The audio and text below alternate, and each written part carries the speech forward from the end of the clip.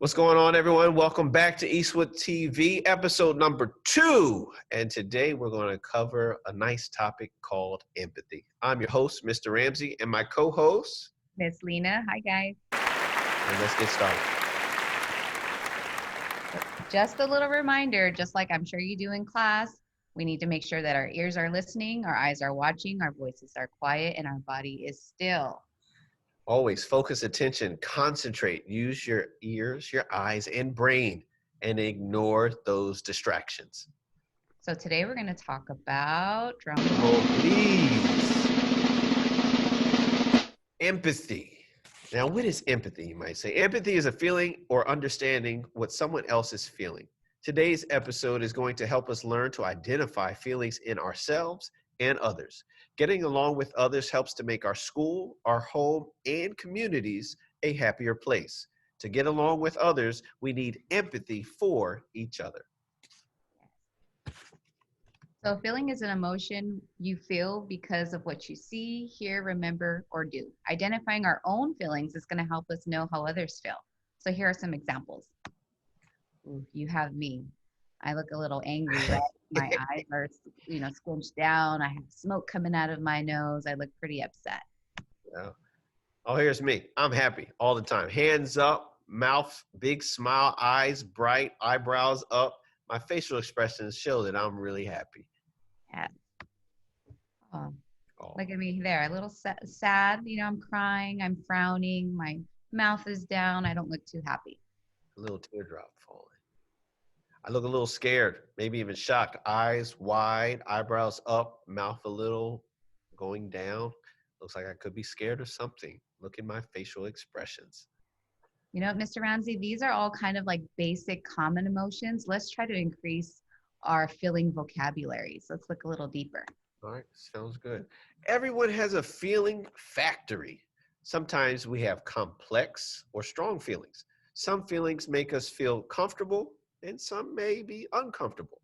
These feelings will vary in strength and how we feel them each and every day. All feelings are different, strong, sometimes weak, but we all have a feeling factory. And even though we all have feeling factories, it's important to know that not everybody experiences the same feelings in the same way. So what you feel, Mr. Ramsey, when you're sad may not be the way I feel when I'm sad. Yeah. And it's okay for people to have different feelings about the same situation.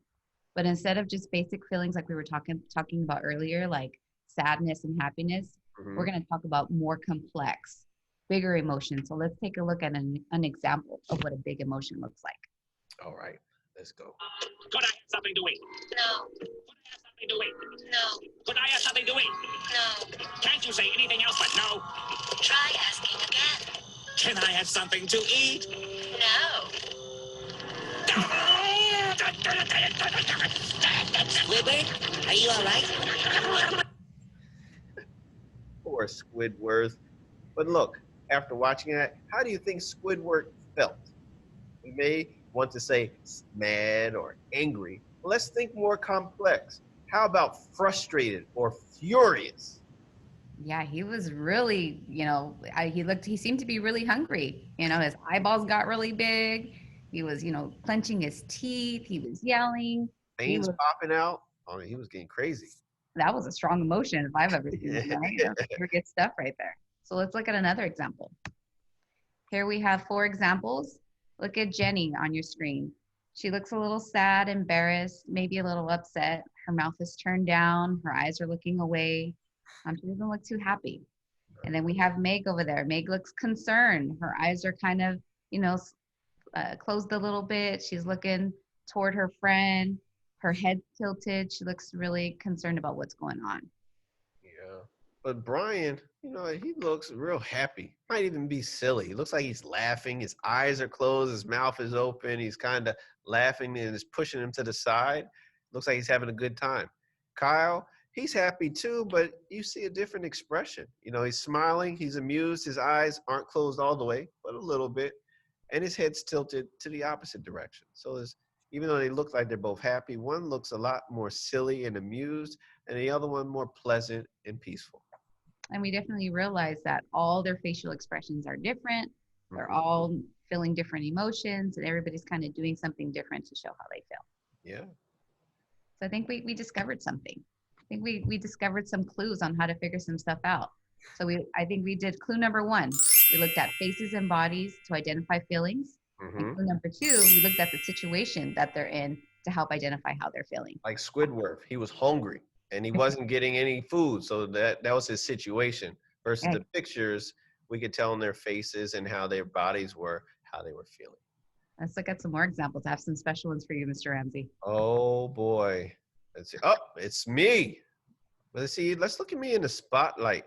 I'm kind of smiling, but it looks like a fake smile. You know, I'm holding my arm, eyes looking to the side. I look a little nervous, might be a little scared of being in the spotlight.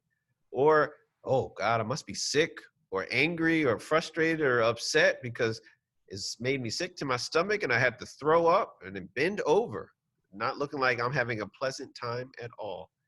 Oh, this one. Oh, come on, man. Look like I'm frustrated, annoyed, irritated. Got my hands on my hip, got my eyebrow, the rock people's eyebrow up. Got my eyes squinted a little bit. Yeah, so I can tell by my body and my face, yeah, how I'm feeling. Yeah, How about you? You got some? I do. Not as cool as yours, but I have some. Okay. You have me like maybe at Disneyland on a log ride. I'm super excited. My hands are up. I probably have some butterflies in my stomach, super happy. But Yeah. then there's also the other one of me kind of alone in the room, maybe depressed, lonely, kind of, sitting down in the corner. And then you have another one with me on, leaning against the wall. I could be feeling a little bit ashamed or guilty if I made a mistake. Those are all different types of feelings. And maybe, in different situations, that's how we're going to feel at that time. Since we have those clues, Mr. Oh, Ramsey, what do you think? we detectives. Look at that. Private Eye on the case. Blues Clues, shout out. Focusing our attention helped us notice those clues. I think we're feeling like real detectives.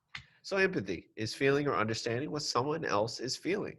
Look at their face and their body for clues. What is their point of view? How do they feel? How can I help? What is a kind thing to say? Compassion is empathy in action. I'm so glad you said that, Mr. Ramsey, because compassion is empathy in action. And empathy is, again, a feeling or understanding of what someone else is feeling. And our second step program is going to help us to learn to identify the feelings in ourselves and in others. When we're able to understand how someone else is feeling, we're able to show compassion to that person. And compassion means saying kind words or doing something helpful to show you care about how another person feels. And I'm not crying. I promise. I'm not crying. I'm just a little So dust in my eye. compassion. Compassion might be giving a hug, making someone a card, or saying something kind to a family member who is sad. Having empathy and showing compassion for others helps us to make and keep friends. It helps you get along with people and work together. Having empathy will help you build strong relationships with your friends, teachers, and families. As Eagles of Eastwood, I know we are compassionate because it is a respectful and responsible thing to do. Compassion is empathy in action. That Oh, what in the world?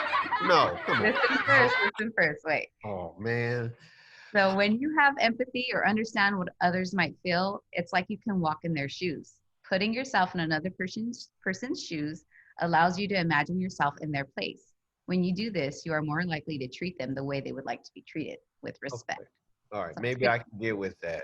Yeah, At first, I'm like, I don't have no cowboy boots. I like the Jordans, but the idea is putting ourselves in someone else's shoes, understanding their point of view and their feelings, and understanding by showing empathy. So I get it. I get yes, I knew you would. it. Everyone at school, home, and in our communities deserve to be treated with respect. When you respect others' ideas, you're responding to them in a thoughtful way. That's compassion in action. You are showing empathy. Now, I want you to make me proud because I know you can do it. Show empathy to your friends, to your family, to your teachers, maybe even to strangers on the street when you see them in the store. Let someone go first through the door. Ask them if they need help. I want Eastwood's students always to be acting with compassion in action and showing empathy.